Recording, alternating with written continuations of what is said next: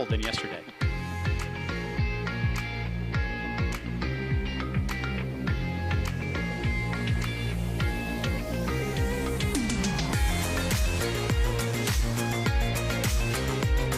I think there's a difference.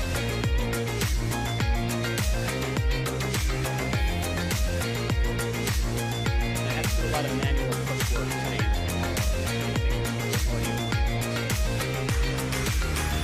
Can you talk again? No, it sounds the same.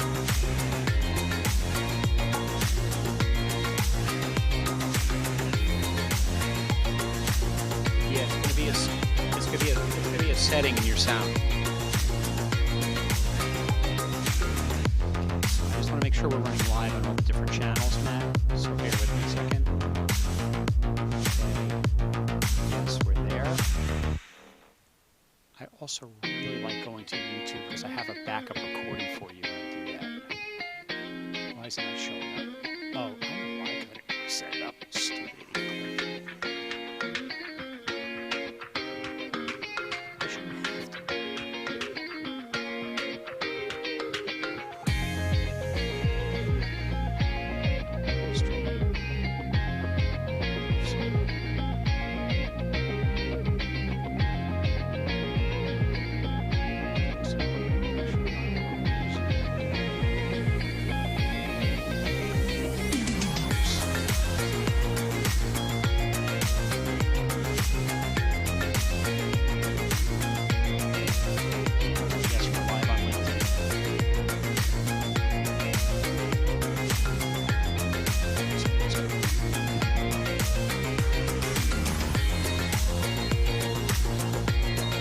I can. Yeah, it does sound a little better. It sounds a little...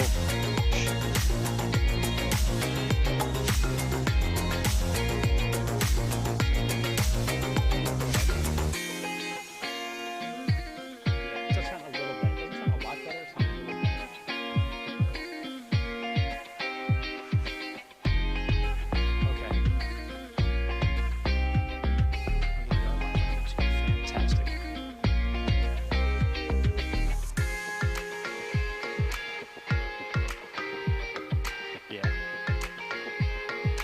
See if Brad can hear you.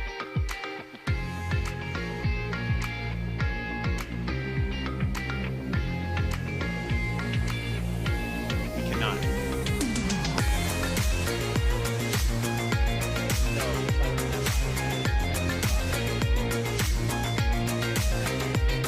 Brad, you cannot hear Matt?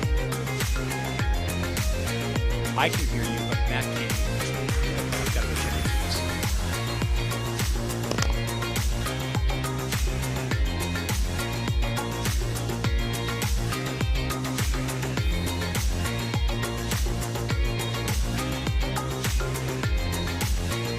Yes, sir.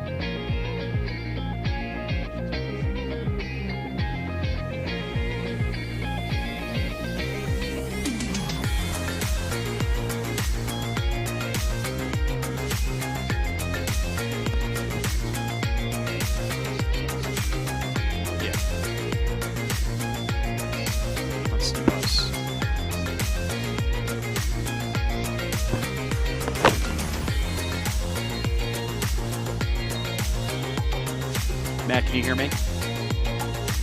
Yes? Okay. Brad, can you hear Matt?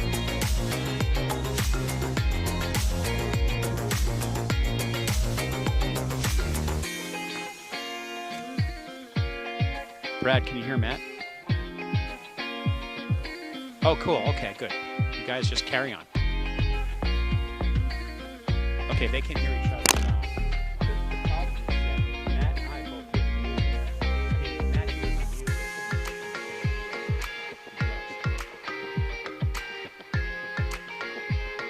I've already set his expectations.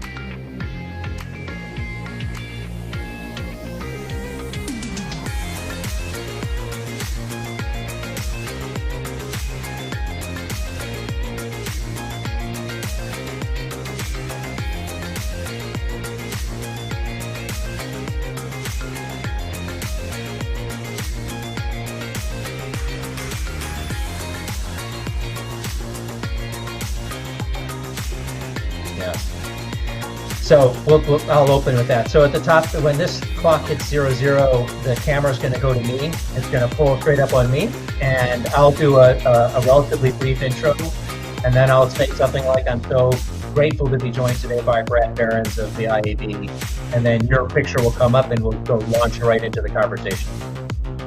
All right, I'm ready. As am I. Thank you so much for doing this, Brad. I really appreciate it. We're going to have fun.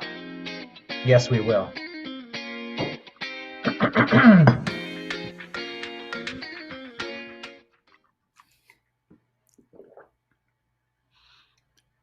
Hey, everybody, and welcome to Simulmedia Live. My name is Matt Collins, and I'm the Senior Vice President of Marketing here at Simulmedia.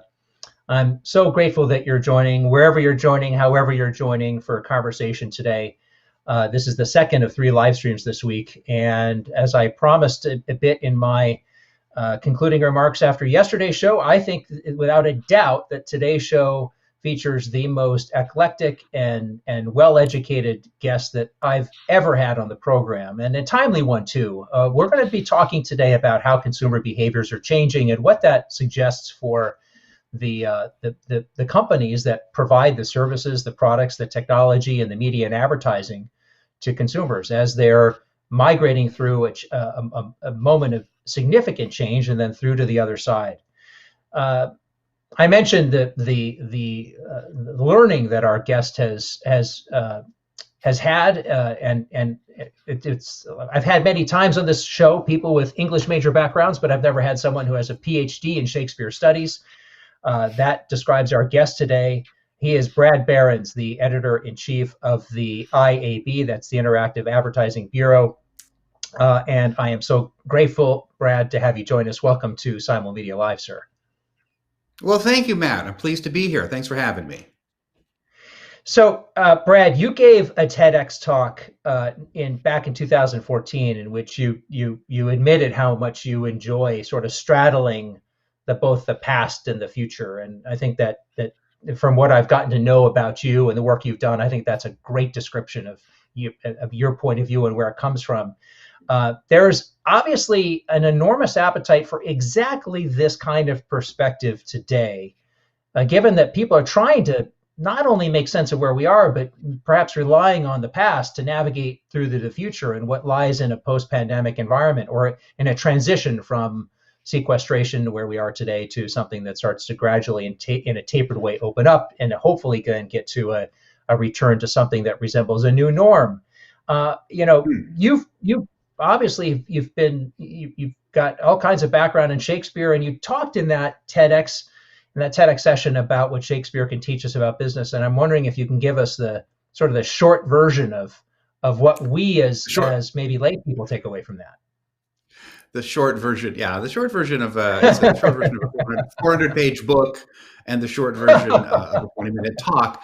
But that's a fair question to ask. The short version is that Shakespeare really invented the way we watch television today, because he was the first person to have a bonded, cumulative relationship with his audience. So what he was able to do, because he was a part owner of the theater, a part owner of the company, he was the dramatist, he was one of the actors, is he had a longitudinal experience where people could come back, day after day, week after week, month after month, and have experiences that built upon earlier experiences.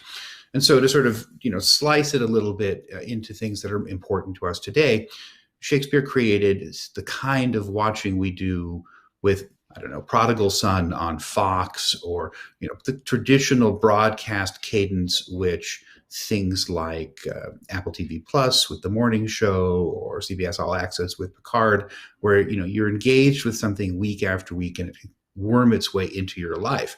It's the opposite of binge watching, which is what Netflix has really pioneered, which is, oh my gosh, I'm going to take, an entire weekend and plow through 20 hours of The Expanse. Well, that would be on Amazon anyway.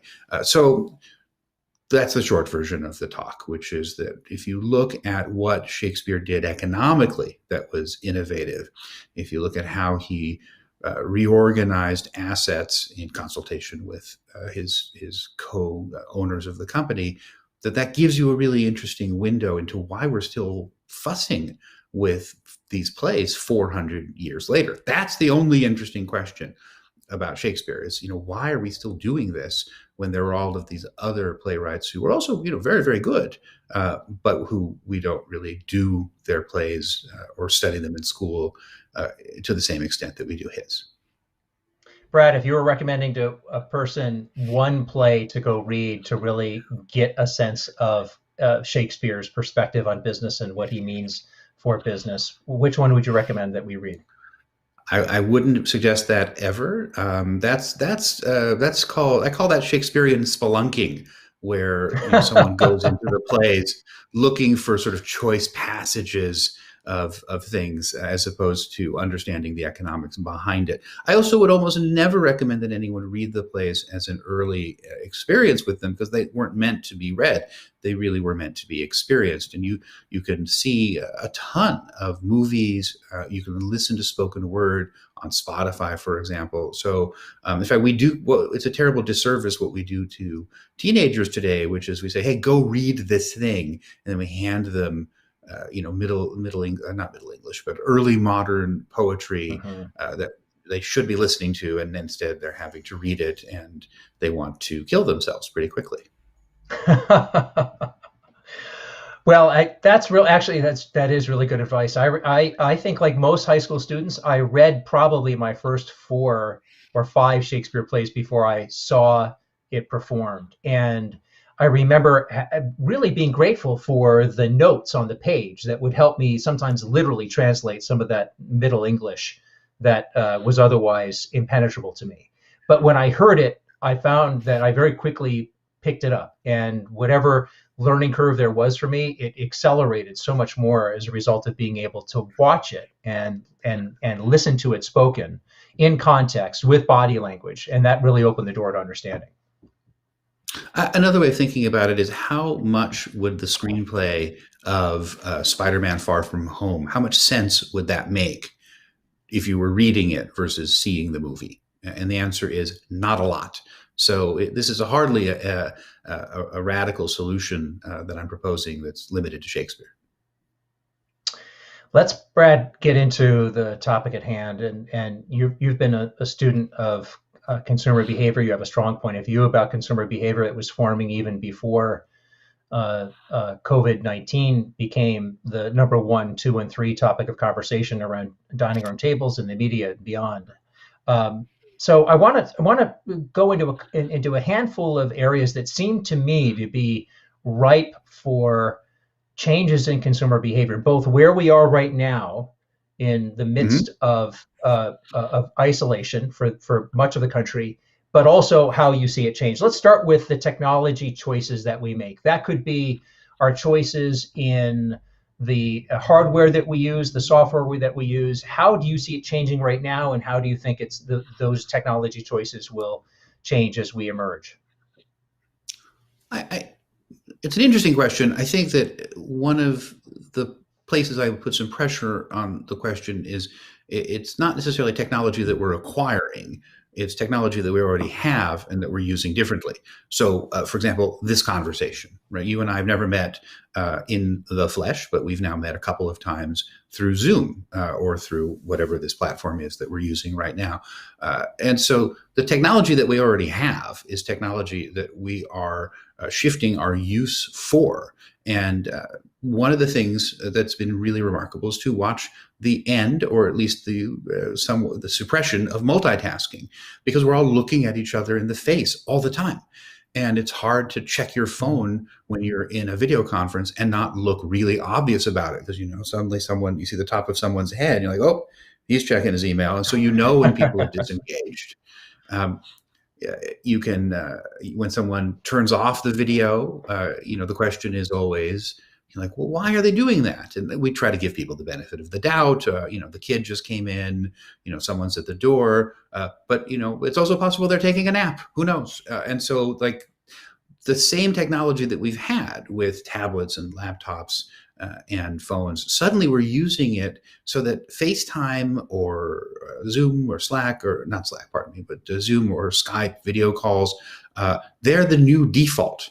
Right? That's the thing that's really interesting to me, is we've now defaulted to face-to-face, so that when you have just a simple phone call, and if it's on a cell phone, you could walk around outside or stretch. It's an incredible relief now. Like, oh my gosh, I'm just talking to someone. I can move my body, as opposed to, this position that you see me in right now is pretty much how I am the entire workday. I wonder, Brad, do you think that there's room for innovation within just this technology that we're using now, which seems to me to have an advantage over just voice in that I can see you, Brad Behrens, I can read your body Sure. language, I can detect changes in the musculature of your face, which would then convey a layer of meaning that words alone may not capture.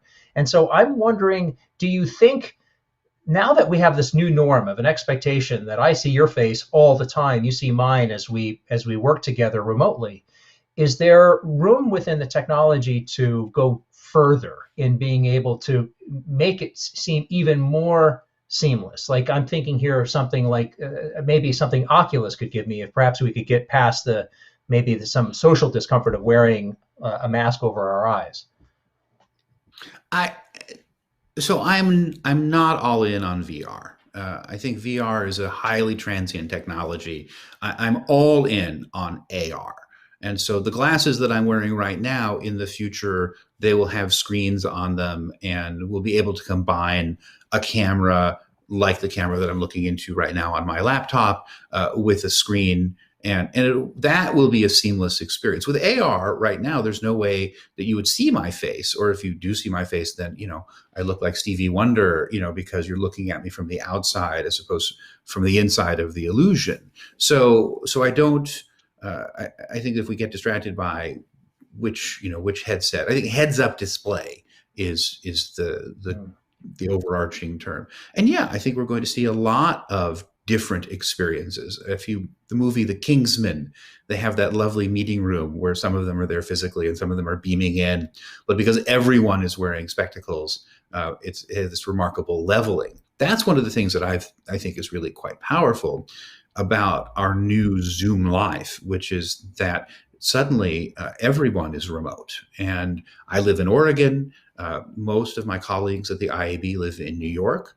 When I first joined, which was about 6 weeks ago, the plan was that I was going to be there a lot, just because you really can't replace the kind of conversation that we're having right now if only one person is the big giant head on the screen and everyone else is sitting around a table. Suddenly, because we closed the office, as so many organizations have done, and everyone dispersed, and we're all virtual, I'm on an even footing with my colleagues and my team, which is really quite remarkable, because it meant I have not that I would have wanted to get on a bunch of planes, I have not been able to get on a bunch of planes. And so we're actually developing much more of a rapport without me having to move 3,000 miles. It just means I have to get up early. Speaking of Zoom, Brad, do you see Zoom emerging out of this as a viable consumer brand? I almost never want to focus on companies, because I prefer to focus on behaviors. I mean, certainly there are companies out there that are going to win and going to lose. Zoom is doing very well. They've been extraordinarily savvy in a bunch of their marketing decisions, and they now have to fight the non-commodification battle, which is they need to make sure that people are talking about Zoom as opposed to using Zoom the way people use Kleenex, which is, oh, we'll Zoom, and then actually people are on WebEx or something else. Right. So the behavioral question is, after we're able to leave our homes, will people still need to go to offices in the same way? Will people want to go to offices in the same way? Will people default back to conference calls, which are audio, which are much harder to run than video calls? Those are the questions. Whether it's Zoom or someone else is interesting, but not as compelling in terms of tracking longitudinal behavior. Got it. Let's transition over into more physical product category. So right now, we can see, given the limited choices that we have in terms of the retail buying that's available to us, especially through brick and mortar, that's certainly having an outsized impact on For example, the Yeah. rise of grocery categories, and we saw news today at Best Buy furloughing employees for in-store, even though their e-commerce is up. That's not going to make up for the loss of retail activity. How do you see the current environment changing preferences and usage patterns for the products that we consume?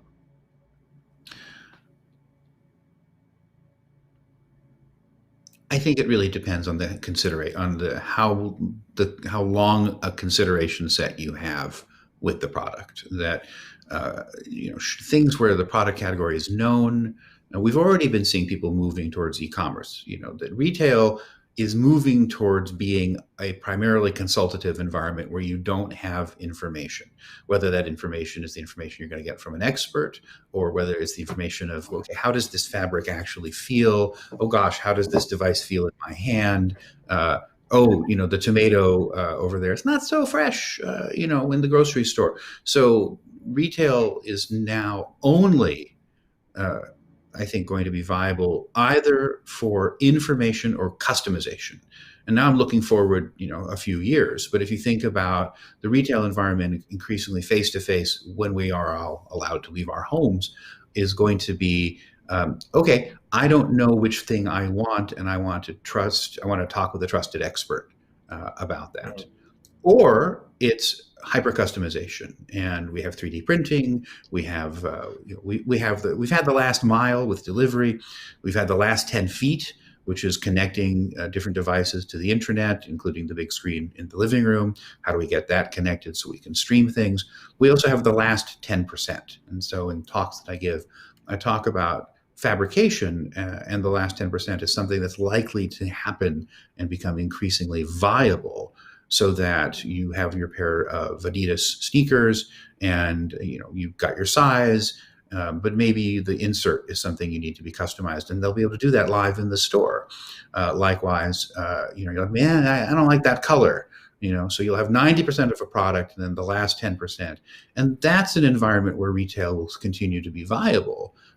Otherwise, I think we are training people to never go to stores, because right now they're afraid for their lives, except when they need food, or things that you can't easily get, and that's a hard habit to break.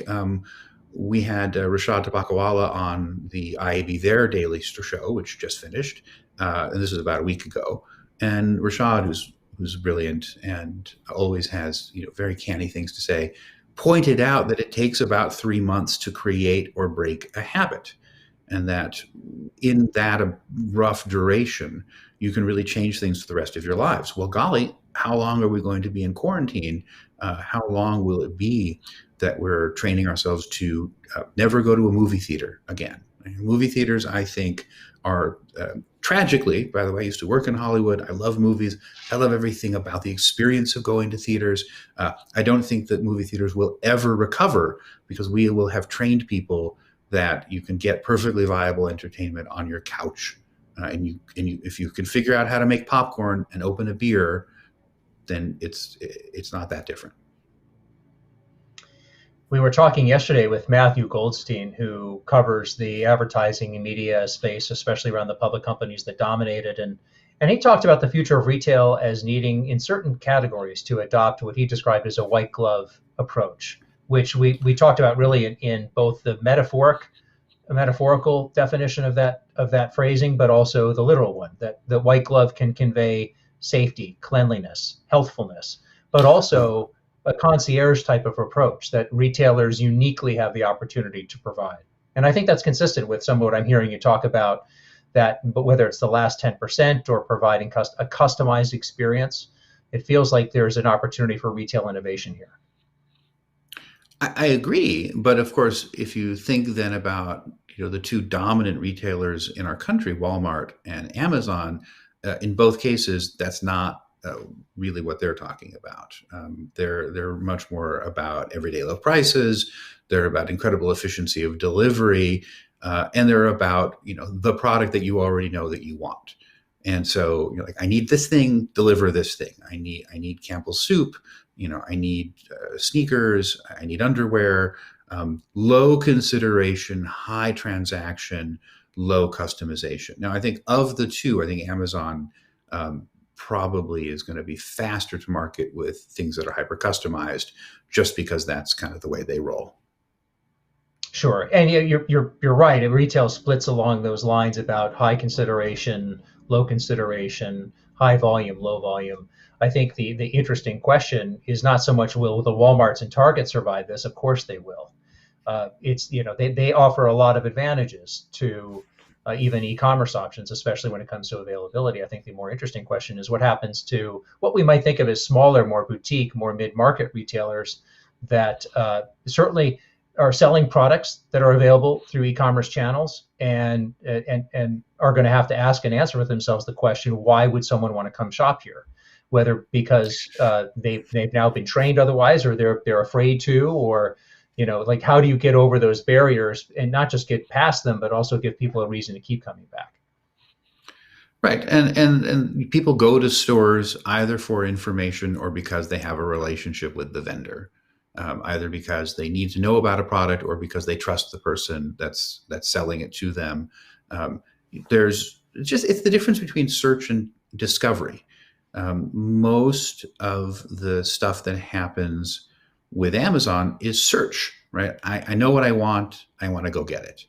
Where retail, I believe, and I'm not an expert on retail, I'm interested in behavior and watching how behavior changes. I think that where retail will thrive, in addition to the customization that we were talking about, is in discovery.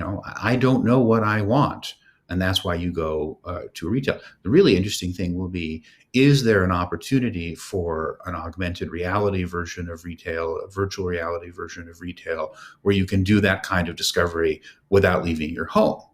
We've seen Adobe doing some of that work already with some of their AR technology, where you can scan rooms and digitally insert furniture to kind of give it a try.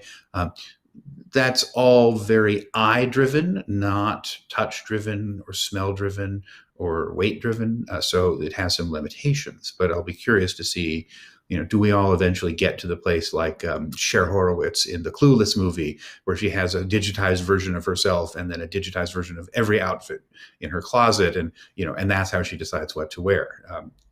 Is that coming for real? And who knows? Let's transition into media. You talked about the decisions people may make in the very near future about whether they ever want to go back to a movie theater. Meanwhile, we had Quibi launch. I believe it was that last week or maybe 2 weeks ago that Quibi launched, and so they're now out on the market with a mobile-first proposition for consumption on a mobile device in a way that's optimized for that experience. How do you see media consumption and media preferences changing? And before I let you answer that, I'll just say that we've seen at Simulmedia across the board a significant rise in video consumption of all types. And so we see that as something certainly that's native to the moment. But how do you see all of that playing out both through the pandemic and beyond? Well, Quibi is the victim of circumstance. And at any moment, they were going to have trouble launching a product into the market where they expect people to pay $5 a month for miniature videos where people can see things on YouTube for free. Now, we had Meg Whitman speak at our annual leadership event in February in Palm Desert, and the thing that she described so eloquently, and which I think is hard to convey until you've tried it, which I will confess I have not yet downloaded Quibi, but I'm planning to, but that there is a technological difference between what Quibi does and what people just shooting on an iPhone do. In addition to that, layered on top of that, they have award-winning, Oscar-winning cinematographers and actors. It's a premium content play on a unique technology platform. And so that means it's somewhat indescribable. And so they just have to get as many people using it as possible to get to that ineffable distinction of, oh, this really is different than just something I can watch on TikTok. Now, whether or not their hypothesis is correct, I don't know. But they're in the game of chicken, where they have to get enough people to give it a try and to bake it into a habit over the course of 90 days, so that when the 90 days are up and suddenly it costs something, people are like, I I like Chrissy Teigen as Judge Judy. Quibi is an interesting example. Generally, I think that we're seeing as belts tighten and as people lose their jobs and as opportunities to watch things for free proliferate. Pardon me, I don't think I said that right. Proliferate. I think we're going to see that the big winners into the streaming wars are going to be the ad optional or ad supported streaming services. So I think this is very good news for Hulu, where if you don't like ads, you can pay a little bit of extra. But if you do like ads, or if you can withstand ads, then you get a discount and you feel pretty good about that transaction. I think it leads to feeling better about the advertiser in general. Then we have Pluto and Peacock, which are entirely ad supported and free, and imdbtv.com. So the big loser, I think, is Netflix. Netflix, which was incredibly dominant, but now there are really, really big players that are ad free, like Disney Plus or Amazon, that are competing for those dollars. Amazon, no one who pays for Prime is ever going to give up Prime, and so Amazon is kind of orthogonal to this. If you are a big nerd like I am and you love Star Wars and Pixar and Marvel, then Disney Plus is a no-brainer. But that means that Netflix is increasingly a brainer, right? That annual, that monthly fee where you're like, wait, am I really watching this? There's all of this other stuff that I could get. And so, Netflix is either going to break its model entirely and start welcoming ads, or it's going to really suffer. But it's always been a Ponzi scheme, right? They've always been built on international growth and cheap capital. Well, now both of those things are being constricted because of the pandemic. And Netflix, of course, also has, coming into this moment, the distinction of being the market leader, and it's awfully hard, given especially the scale of just how much of the streaming consumption that they consume. When you look at it, they have almost nowhere to go but down, especially in the face of all kinds of very compelling entries, whether it's compelling because it's cheaper or compelling because it's cheaper and has world-class content and production values behind it. There's almost no scenario that I can imagine where they're going to be able to maintain, just because in every other product category, especially in ones that are hyper competitive and not oligarchical, it is going to be, it is certainly going to be Netflix on the decline. I think there's just no other way around it. We've got just 3 minutes left, and I know you've got a hard stop. Okay. So I wanted to finish with what you see as, when we take the accumulation of these changes which we've walked through, for the marketers, the advertisers who are watching this, the agencies, what are some of the things that they should be taking away now as they think about the changes in customer behavior in the categories that we described, both in this moment but also preparing for life post-pandemic? I think D2C brands are natively good at thinking about acquiring customers without retail. And we have a large body of work at that on that at the IAB. We have the IAB 250. We have our Brand Disruption Summit, which, God willing, will happen in the late fall. And so I think looking at some of the success stories for big incumbent brands, Procter & Gamble, Unilever, looking at some of the strategies and success stories that the D2C brands have really been blazing a trail with is something they ought to be doing. In terms of behavior, I'm really interested in who's not going to recover from this big reset. And so, I think that really we might wind up finding that this pandemic is the death of the high-heeled shoe for women, because if women have gone for 3 months without having to strap those things on, and then all of a sudden they get to leave the house again, in the fall sometime, are they going to want to? Right? Is it going to just be weird to put those things back on? Likewise, if you look at Tinder, right? Tinder is built on proximity, availability, and just kind of de-risking the initial encounter. But when proximity is scary and where a hookup culture could cost you your life, will that recover?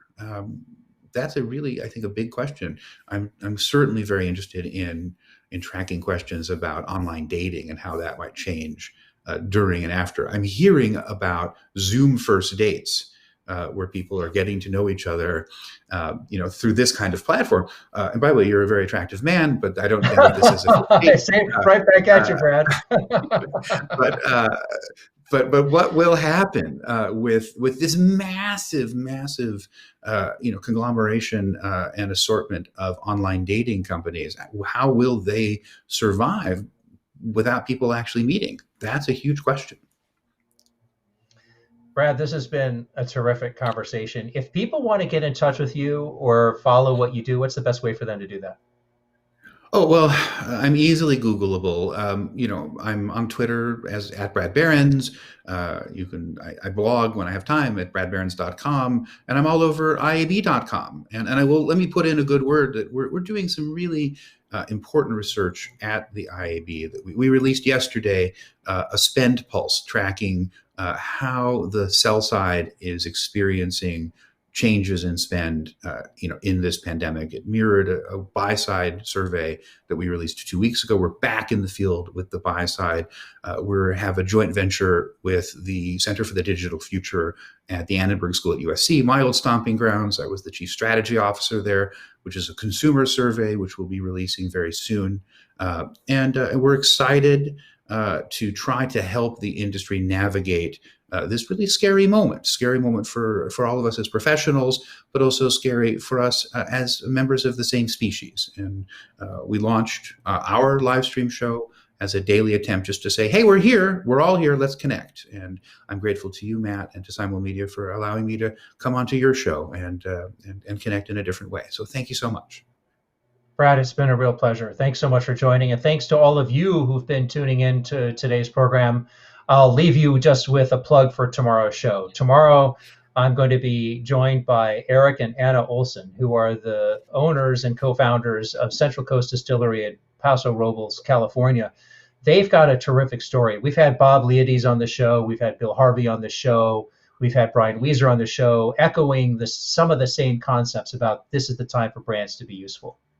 And so I am so grateful to have this small craft distillery of spirits come on to talk about how they've decided to be useful in their community as they've made the switch from making world-class whiskeys and rum and tequilas and vodkas to making some of the best hand sanitizer that is available anywhere, and how they're doing it for their local market. So I hope you'll join me for that conversation. It'll be a wonderful, I think, touching story and a great way to end the week.